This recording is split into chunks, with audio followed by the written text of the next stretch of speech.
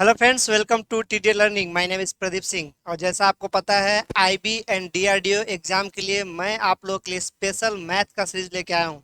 इस सीरीज के previous video देखने के लिए नंबर सीरीज का संख्या पद्धति का आप प्लेलिस्ट बना हुआ है, IB and DRDO maths by Pradeep sir. उसमें जाके सारे वीडियो को सीक्वेंस में देख सकते हैं। तो आज जो टॉपिक हम डिस्कस करने वाले हैं नंबर सिस्टम में, वो topic number 7, to find the number of positive and prime factors. अभाज्य एवं धनात्मक गुणनखंडों की संख्या ज्ञात करें। अब सवाल यहाँ पे ये है कि अभाज्य और धनात्मक गुणनखंड। तो एक छोटा सा आपको बताता हूँ अभाज्य क्या होता है। अभाज्य मैंने पहले भी वीडियो में बनाया है, आप वहां जाके देख सकते हैं। फिर भी बता देता हूँ, अभाज्य मतलब होता है प्राइम। ठीक है। प्राइम मतलब वो नंबर्स जो सिर्फ एक से और खुद से पूरा पूरा कटते हैं। सिंपल भाषा में बोलूं तो वो नंबर्स जो किसी भी टेबल में नहीं आते उनको बोलते हैं प्राइम नंबर। जैसे 2, 3, 5, 7, 11, 13, 17, 19, 23, आपका 31, फिर आपका बढ़ते जाइए 50 तक जाइएगा तो टोटल 15 है, और 50 के ऊपर जाइएगा तो टोटल 25 है। तो उनको बोलते हैं अभाज्य प्राइम। दूसरा वर्ड जो इसमें इस्तेमाल हुआ वो गुणनखंड। ठीक है। गुणनखंड, इसको बोलते हैं फैक्टर। फैक्टर और एक होता है गुणज, मल्टीपल। सिंपल समझिए, फैक्टर का मतलब होगा कि जो नंबर दिया हुआ ना 1 से लेके उस नंबर तक कितने ऐसे नंबर हैं जो उसको पूरा पूरा भागा दे देंगे, उसको बोलते हैं फैक्टर। एकदम मैथ को रटिए मत, मैथ को समझिए। समझे कि नहीं बात? तो उसको बोलते हैं गुणज। और जो होता है आपका मल्टीपल, यानी इसको सॉरी फैक्टर होता है, जो मल्टीपल होता है गुणज मतलब क्या, मल्टीप्लीकेशन। यानी किसी भी नंबर का मल्टीपल पूछा जाए तो बस उसका पहाड़ा पढ़ते चले जाइए। जैसे एलसीएम में हम इस्तेमाल करते हैं ना, लिस्ट कॉमन मल्टीपल। तो मल्टीपल मतलब क्या होता है, बड़ा होते जाता है। इसलिए एलसीएम का वैल्यू एचसीएफ से, हाईएस्ट कॉमन फैक्टर से बड़ा होता है। जब एलसीएम एचसीएफ पढ़ाऊंगा आपको तो बताऊंगा। ठीक है। घबराने की बिल्कुल जरूरत नहीं है। जो लोग भी आईबी और डीआरडीओ के लिए फॉर्म भरे हुए हैं, कमर कस लीजिए और हमारे साथ जुड़े रहिए। आपका नाव पार लगाने की जिम्मेदारी मेरी है। ठीक है।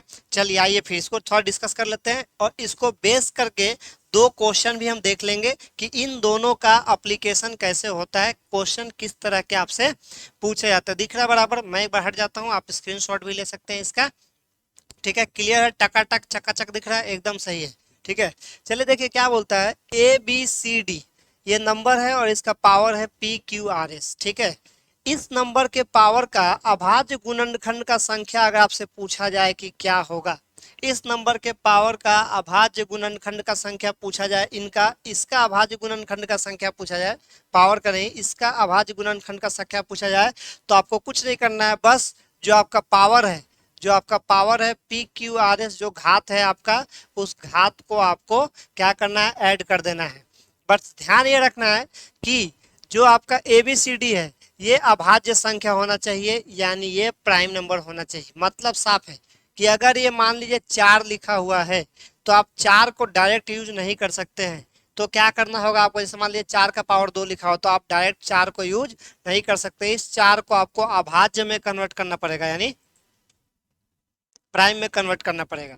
तो प्राइम में क्या होगा, 2 × 2। अब देखिए ये 4 2 × 2 प्राइम नंबर हो गया कि नहीं? समझ रहे हैं बात को? छोटी छोटी मगर मोटी बात है, नहीं करोगे ठीक से तो क्या बोलना पड़ेगा, सॉरी शक्तिमान। ठीक है। तो ध्यान रखिए इसका। अब आ जाइए दूसरा टाइप। ये एक टाइप होगा, ये एक टाइप होगा। ये मल्टीप्लीकेशन वाला टाइप है और ये एडिशन वाला टाइप है। बट इसमें नंबर्स अलग अलग है। इसमें जो आपका बेस नंबर है जिसके ऊपर घात है, यानी जो जिसके ऊपर पावर दिया हुआ है, बेस नंबर सेम है, पावर अलग अलग है, यानी ए। तो ये देखिए, ये ध्यान रखिएगा, ए जो है ना, ये सब आपका बेस वाला क्या होना चाहिए, आपका क्या बोलते हैं उसको, प्राइम, यानी अभाज्य होना चाहिए। तो क्या बोलता है कि धनात्मक गुणनखंडों। धनात्मक का मीनिंग क्या होता है, पॉजिटिव। ये ध्यान रखिएगा। ऋणात्मक मतलब निगेटिव, धनात्मक मतलब जो धनी है तो भाई हम पॉजिटिव है। ऋणात्मक है, हमारे पर लोन चल रहा है तो निगेटिव है। गुणनखंड मतलब फैक्टर। गुणनखंड मतलब अभी आपको बताया कि फैक्टर क्या होता है, मल्टीपल क्या होता है, कि संख्या कैसे निकलेगा। देखिए जो पावर है PQRS, दो सबको जोड़ दीजिए, जितना पावर रहेगा सबको जोड़ के गुणा 2 कर दीजिए। और ए को, ए की पदों की संख्या, यानी देखिए जैसे यहाँ पे ए 1 2 3 4 बार ए आ रहा है तो यहाँ 4 बार ए आ जाएगा, इंटू 2, इंटू जो है आपका 2 आ जाएगा। ए क्या है, पूर्णांक है, एक पूर्ण नंबर है और कुछ नहीं है। समझे कि नहीं बात? ए क्या है, पूर्णांक का मतलब जीरो नहीं होगा। ए एक नंबर रहेगा, कुछ भी हो सकता है, XYZ ए कुछ भी हो सकता है। क्लियर बात? तो चलिए इसको लेके दो सवाल हम देखते हैं। सवाल ये रहा, ठीक है। चलिए तो दो टाइप हमने देखा कि दो टाइप किस तरह के होते हैं, उन दोनों टाइप को बेस करके दो सवाल देखेंगे और इस चैप्टर को यहीं पे करेंगे समाप्त। फिर अगले चैप्टर नहीं, अगले टॉपिक पे फिर आ जाएंगे, ठीक है। अब बाकी के लिए आप प्लेलिस्ट पे जाइए, DRDO IB का जो प्लेलिस्ट बना हुआ है मैथ लेक्चर का, प्रदीप सर का, मतलब प्रदीप सर मैं खुद ही हूँ, ठीक है।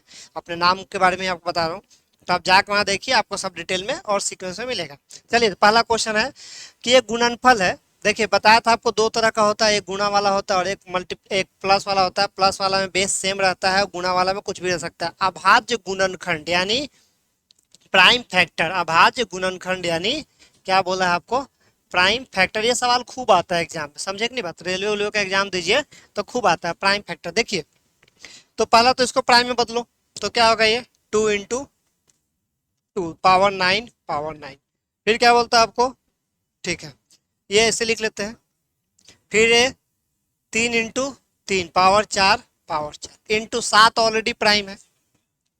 अब देखिए क्या बोलता है आपको, इसका अभाज्य, तो हमने क्या बताया था याद है आपको कि पावर्स जो है, पावर्स क्या है, PQRS था, ध्यान दीजिए अभी इस वीडियो में मैंने बताया, जस्ट उसको याद रखिएगा, जोड़ दीजिए तो क्या हो जाएगा। देखिए 9 + 9 + 4 + 4 + 7, 9 + 9 + 4 + 4 + 7, 9 9 18 18। देखिए जोड़ने का भी तरीका होता है कैसे, अब देखिए कुछ लोगों को जोड़ने में दिक्कत होता है, ठीक है। तो कैसे जोड़ सकते हैं आप, देखो इसको 9 हो गया, 9 हो गया, इन दोनों को भी मान लो 9 हो गया, ठीक है।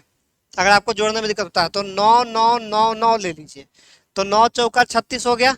लेकिन इसमें कितना है, दो कम है तो 34 हो गया, और इसमें कितना एक कम है तो 33 हो गया। समझे कि नहीं बात, ऐसे जोड़ लेने का फटाक से। कोई कुछ जोड़ने में बहुत लोगों को दिक्कत होता है, जहाँ हम लोग पढ़ाते हैं ऑफलाइन क्लासेस में, तो बहुत सारे बच्चे मिलते हैं जिनको बहुत माइनर माइनर दर्द होता है, लेकिन वो बताते नहीं लाज शर्म के मारे कि क्लास में बोलेंगे तो सर को कैसा लगेगा। कुछ लोग बोलेंगे टेबल नहीं आता है, कुछ लोग बोलेंगे प्लस माइनस नहीं आ रहा है।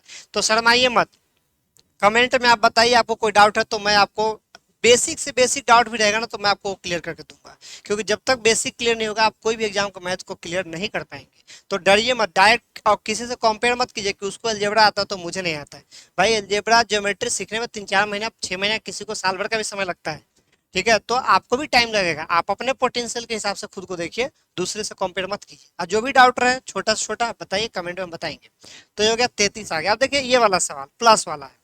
प्लस वाला का फॉर्मूला आपको मैंने बताया था, अगर अभी ध्यान होगा तो आपको क्या बोला था, सबको जोड़ के 2 से गुणा करने का है और फिर माइनस देखिए सबको जोड़िए, किसको, 11 12 13 14, ठीक है। इसको जोड़ दिया आपने। अब क्या करने बोला था कि फॉर्मूला याद कीजिए, फॉर्मूला रिकॉल कीजिए आप। सबको जोड़ने का है, 2 से गुणा करने का, राइट। देखिए 2 से गुणा करने का है, ठीक है। उसके बाद क्या बताया था आगे, आगे क्या बताया था, माइनस करने का है। और देखिए कितने बार, बारंबार कोड यूज किया था मैंने, बारंबार कितने बार रिपीट हो रहा है, 1 2 3 4, 4 × 2 करने का। तो ये हो गया आपका इक्वेशन। अब इस इक्वेशन को आप सॉल्व कर दीजिएगा तो आपका आंसर आ जाएगा। चलिए सॉल्व करते हैं। 11 12 13 14, ठीक है। देखिए 10 10 20 10 30 10 40, समझे ना बात, 40 + 4 44, 44 + 3 47, 47 + 2 47, 49 + 1 कितना हो गया, ये पूरा जो टर्म है यहाँ से लेके यहाँ तक ये कितना हो गया, 50। 50 × 2 कितना हो गया, ये 100। देखिए यहाँ पे एक चीज ध्यान रखिएगा, एक रूल होता है जो आप बचपन से पढ़ते आ रहे होंगे, वो है बॉड मास। मैं दिखूं या ना दिखूं, सवाल बोर्ड दिखना चाहिए, ठीक है। तो मैं कहीं कहीं अंदर बाहर होते जा रहा हूँ तो आप आवाज सुनिए और बोर्ड पे ध्यान रखिए। BODMAS, according to BODMAS bracket का काम होता है। ब्रैकेट में भी स्मॉल ब्रैकेट, मिडिल ब्रैकेट और बिग ब्रैकेट। तो देखिए ये मिडिल ब्रैकेट है, ये स्मॉल ब्रैकेट है, तो पहले काम इसका होगा, सबको जोड़ दिया तो कितना हो गया, ये 50 हो गया, गुणा 2 100 हो गया। अब ये देखिए इन दोनों को मल्टीप्लाई कर दिए, 4 दूना 8 हो गया। तब 100 माइनस ये कीजिए 8 कीजिए तो कितना आ जाएगा, 10 में से 8 गया 2, 92 इसका आंसर आ जाएगा। यानी दोनों टाइप हमने देख लिया, ठीक है। इधर आपको दिख रहा होगा, चलिए मैं इधर आ जाता हूँ। दोनों टाइप मैंने आपको बता दिया, और दोनों टाइप को का जो सम है वो भी मैंने आपको बता दिया कैसे करना होता है, ठीक है।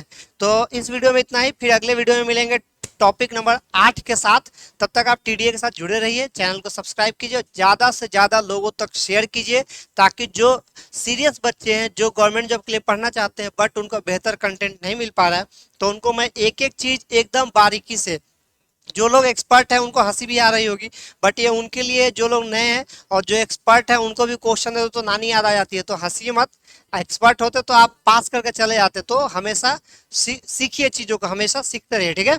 Wish you all the best, good luck.